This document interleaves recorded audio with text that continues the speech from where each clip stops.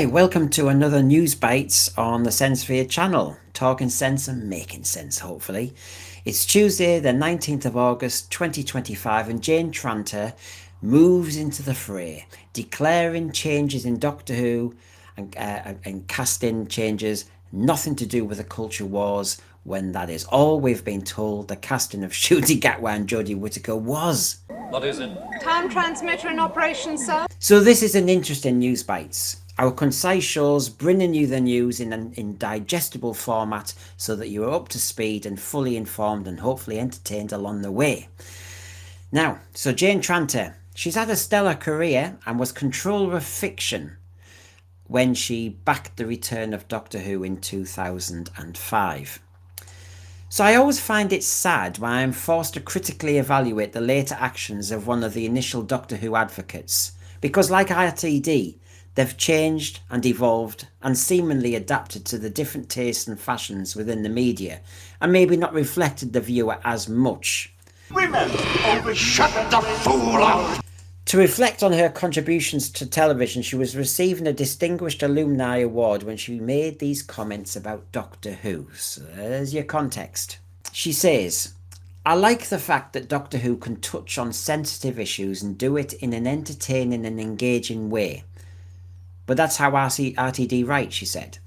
"I also don't see the casting of Jodie Whittaker as the first female Doctor or casting Ncuti Gatwa as the first Black Doctor as some bold step in the culture wars. It's simply as it should be. It's normal." She's right on the sensitive issues in Doctor Who, but they didn't normally cover, in classic Who especially, unsettled sensitive issues, like the trans debate and children. There was nothing normal about making what had been a male character, by the way, from 1963 to 2016 into a female. Nothing normal about that at all. It was very abnormal. It was changing established patterns and disrupting them. The big question is why? She says it was not a bold step in culture wars. Well, we'll explore that momentarily. Such secrets to unlock. This is not us challenging representation of racial diversity or female representation on the TV. This is saying, why did a male Time Lord suddenly change into a female Time Lord after 53 years without any explanation or narrative justification? So why did it happen if it was not to make a statement? Clever boy. My argument, for what it is worth, is that the female Time Lord stunt was unnecessary and not driven by the plot or characterization. So whether it was the first female is by the by. It should not have happened. The first gay Doctor is different because you are forcing sex and sexuality into a character that has been pretty asexual until RTD got his hands on the Doctor Who steering wheel. But I do think Jane Tranter is underplaying the sleight of hand in the media. I do. These were moves born out of boredom with the Doctor Who franchise. Let's be frank. Everyone sees and knows too much! They had no new ideas left. They needed to create interest, and since they were devoid of new stories, they played into the culture wars. The very thing she denies. This was because they wanted the gig, but they didn't have the content. And how many people have you seen who sit on a job, they want the pension, they want the wage, they want the kudos, but they haven't got the creativity. They're tired of it, so they have to invent content. And the only thing they can do that is by changing the look. What she says in the argument, you cannot attack, because she's saying it's all about merit. And of course, that's what we all want, really.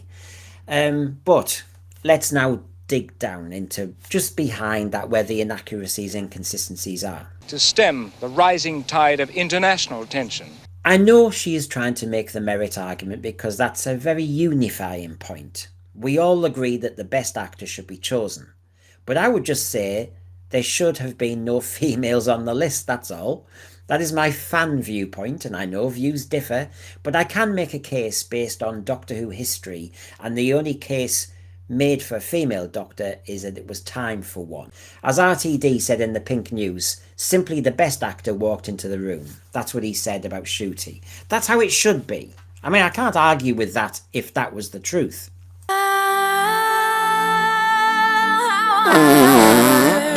Access denied.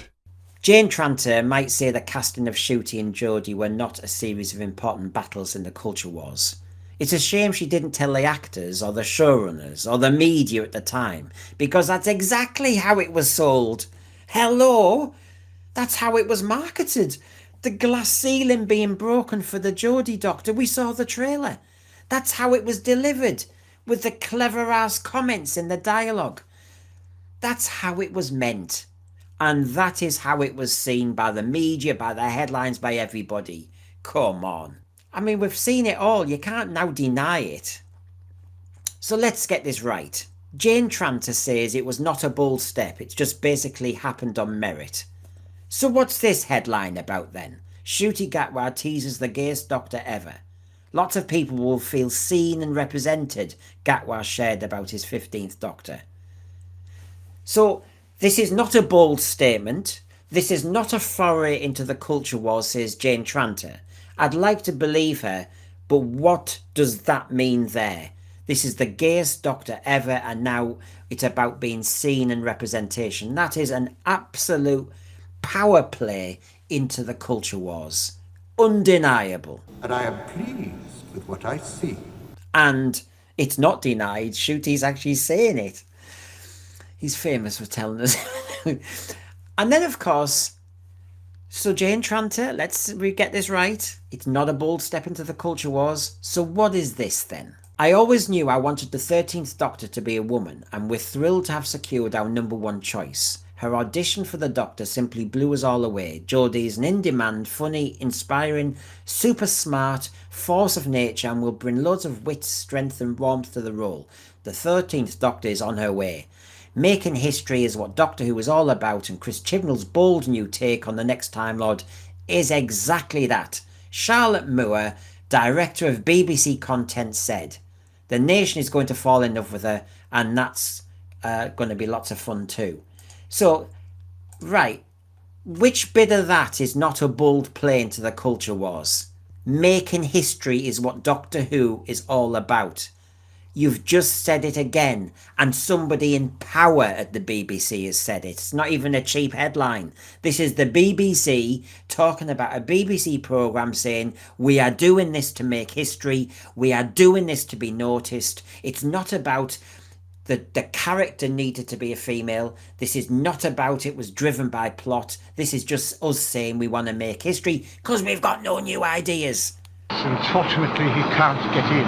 Isn't that interesting? Very interesting. And by the way, when you describe Jodie Whittaker like that, she's not Sue Pollard. You know, dear God. I mean, isn't it funny when we had a male Sue Pollard type, John Pertwee, he played it straight. What is this obsession with our current showrunners who seem to think Doctor Who is all about wit and comedy? I'm sorry, I feel as though I've been watching a different programme. So, I think I'm pushing back on that statement a little bit. But it continues. Why did RTD then, if Jane Tranter's right saying it wasn't a bold step, why did he feel a need to say this? He made it very clear about the culture wars. He actually said, only last year, 20 years ago, darling, all the geeks and nerds were the freaks and were just embarrassing. We were the ones ignored at school, and now we run the world. The movies, the TV, the culture. Even Kamala Harris has appeared on Drag Race. He's making a cultural argument. He's saying he is dominating the culture platform. And Jane Tranter, who works with him, says it's not a bold play. This is the problem. She cannot deny he is a major player in the major culture wars. I think she's been very disingenuous. And let's not forget Jodie herself said Doctor Who had been viewed through a white male gaze, so how was that not a warning shot in the culture wars? No, I'm not buying this revisionism of the Doctor Who show. It's been toxic and divisive time in fandom, with fires started and flames fanned by the producers, the actors and the writers. Sorry, Jane, you can't suddenly say we are all innocent bystanders in how the Doctor Who project has evolved. I'm sorry. It's a lie. RTD doubled down on the queer energy, saying that the Doctor had always been queer and they'd hardly ever been straight. He came out with pronouncements like this. You're talking about someone who does have a lightness and a joy about him that to me chimes with queer energy. It's very rarely driving the story vehemently, but you will see moments exploring it. In other words, it's not relevant to the narrative, it's not relevant to the character, but this is what we want. This is our bold step into the culture wars. Jane Tranter will have been sat in the same room as RTD a lot. She's a friend of his. They've worked together for 20 years. How can they deny this so blatantly? Remember when he talks about the queer energy and the Doctor's never been straight, this is the same man who wrote for a very masculine, gritty Doctor, Chris Eccleston. Revisionism seems to be the forte of this Bad Wolf team. Nothing to see here. Move along. Bad Wolf all think they are the masters now, trying to hypnotise everyone who comes into their orbit. This is not Sea Devils and the Master. We're not doing a remake. You will obey me. And RTD, of course, has been extremely explicit and very, very clear what his strategy's been since 2023. It cannot now be denied by one of his best mates. What did he just say recently to your Manchester? I think we were nudging the LGBT side of the content by 1%. And then he really went into it, didn't he? He said, I find a lot of the other sci-fi franchises very straight, very masculine, very testosterone. And so there's our space to basically exploit.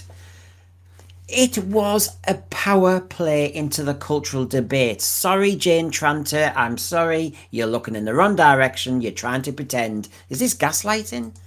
But the Ncuti appointment wasn't just a bold step in the culture wars regarding LGBTQ.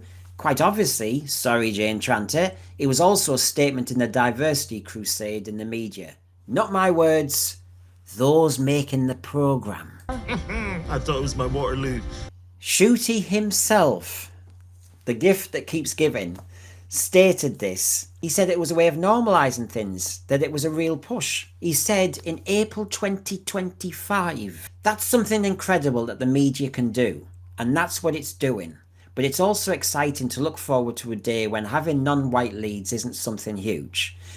Well, I agree that should be normal, and that's where Jane Tranter's statement at the beginning is on the surface okay. But underneath, they've been saying all the time, this is the first Black Doctor, the white male gaze. We've had the attacks. So I'm sorry, you can't now pull back saying, hey, we didn't cause all this toxicity. It had nothing to do with us. Ncuti has admitted himself, isn't this an important moment? Is this death? And, of course, we have a continuation of this. He continued when he talked to Hollywood Reporter last year. I think that there will be no way to not. You have to address race.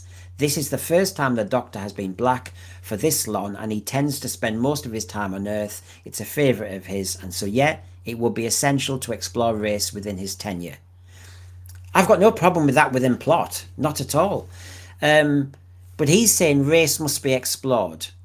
But what we did see, in fact, was awkward, triggering and insensitive forays into the race debate. It's you. No, you changed. The Doctor can obviously rightly be black or Asian depending on the actor chosen on merit. It does give an excuse to put the Doctor into situations he has not experienced before. However, RTD should not have acted as a sledgehammer in this sensitive cultural debate. He lied about countries whose record in LGBTQ black people is vile.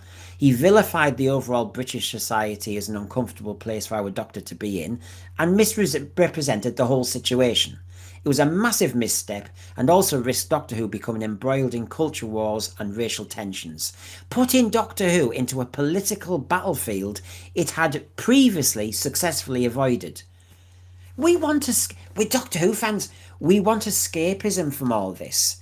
We needed escapism from all this, because obviously we'd had years of it at this point, especially today. But no, RTD poisoned the show instead.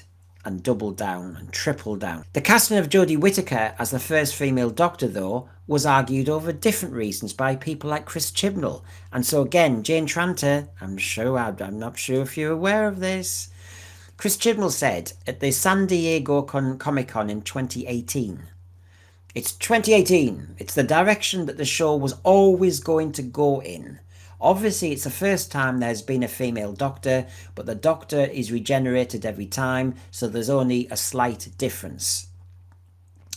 Again, let's underplay it. It's just a man turning into a woman when for 53 years he hasn't. We're not going to explain it. We're not going to justify it. We're going to be lazy. We're doing this because there's no other reason we can make you want to watch Doctor Who. We've got no new ideas, no brilliant content, but we've changed him into a woman and we want you to now notice. That's all it was. That's all it was. They were bored. They were lacking ideas and content. All they had was this great wheeze, this stunt. And now they're trying to play it in a different way. Sorry, doesn't work. And where was this inexorable tide? This was always going to happen, apparently, according to Chris Chibnall. How? Leave the girl. It's the man I want.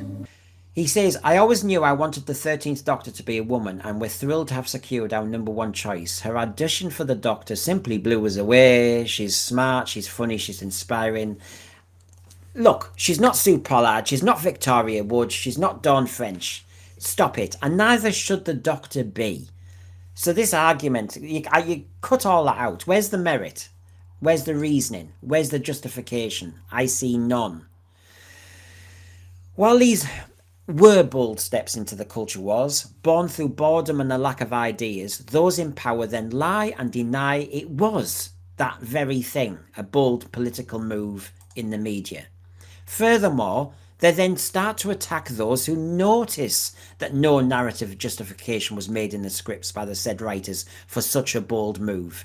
As RTD said in April this year, someone always brings up matters of diversity, and there are online warriors accusing us of diversity and wokeness and involving messages and issues. And I have no time for this. I have no time. I have not a second to bear it, because what you might call diversity, I just call Nupendal, darling. Okay, that's your gloss on it. This is my... I'm taking the polish off again. We as the weak, voiceless public just have to passively accept, do we? Is that your argument? This is not a pseudo 1950s wish world, RTD, where we all worship the box in the corner of the room and see TV as the land where magic is made. Some people like me have been educating our youngsters to critically challenge and question, and that is all we are doing now. Okay, that's it. It's just you don't like it, and you can't explain it, either in the plot or even in any context or shape or form. Those are the people I represent. I did it on their behalf. I do have to say, it is such a shame, as these, like Jane Tranter, were powerful advocates for Doctor Who and its relaunch. And you all know how hostile the BBC is internally to Doctor Who and sci-fi. So it is a shame when you see, this happening. And you can see here also Jane Tranter explaining how they covered up certain facts. She says here, "The marketing department at the BBC did research that told us people didn't want to see Doctor Who. We sort of hid that and carried on." So her saying that she deliberately hid research that said people didn't want Doctor Who, pleasing for us, but on the other foot it shows that the BBC has always done what it wanted to do and always ignored the public for good or bad. I am so grateful we had Lorraine Heggessy arguing for Doctor Who and pushing very hard for it. I just wish they had not then later used Doctor Who in their own power plays in politics and gender wars. They say they were fans of Doctor Who, and it's a shame they then appropriated it for their own personal and political ends. In this case, their confidence has been well placed. In 2005, it got good ratings, but one swallow doesn't make a summer, and one RTD successful relaunch of Doctor Who doesn't mean we ignore everyone and we just do it our way a second time in 2024. That is where they got it wrong. Jane Tranter has had an impactful, significant career in TV, and she deserves the plaudits. Look at this. She's invented the whole studio system echoing America for South Wales. That's to be, applauded. She's been responsible for, when she was commissioning editor, shows like Spooks, Life on Mars and Hustle, Little Dorrit, Clocking Off. She's a successful commissioner and commissioning editor. She's a big player in TV and she should be applauded for that. But I can't applaud everything you say just for the sake of it. So, she's been successful in the media, hats off to her, but don't overplay your hand, Jane, and try to magic away the evidence of what you all use Doctor Who for. That was my bite at the Doctor Who news today. We'll have another Peter Slice another day, so please switch on those notifications, get liking, get subscribing, and look out for our Season 17 deep dive live on Thursday at 5. Bye everybody, that was News Bites.